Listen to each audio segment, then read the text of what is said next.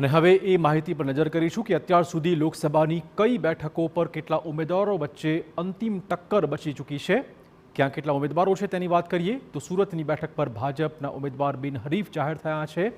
કચ્છની બેઠક પર ચૂંટણી મેદાનમાં 11 ઉમેદવારો વચ્ચે જંગ જામશે। સુરેન્દ્રનગર બેઠકની વાત કરીએ તો ત્યાં 20 ઉમેદવારો વચ્ચે ખરાખરીનો જંગ જામશે।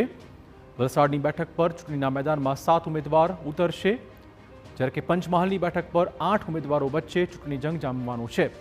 ભરૂચની બેઠકની વાત કરીએ તો ચૂંટણી મેદાનમાં 13 ઉમેદવારો વચ્ચે હવે અંતિમ જંગ ખેલાશે, જ્યારે કે પોરબંદરની બેઠક પર 12 ઉમેદવારો ચૂંટણીના મેદાનમાં અંતિમ બચ્યા છે। બારડોલીની બેઠક વિશે વાત કરીએ તો માત્ર 3 ઉમેદવારો વચ્ચે જ આ બેઠક પર અંતિમ જંગ ચાલશે।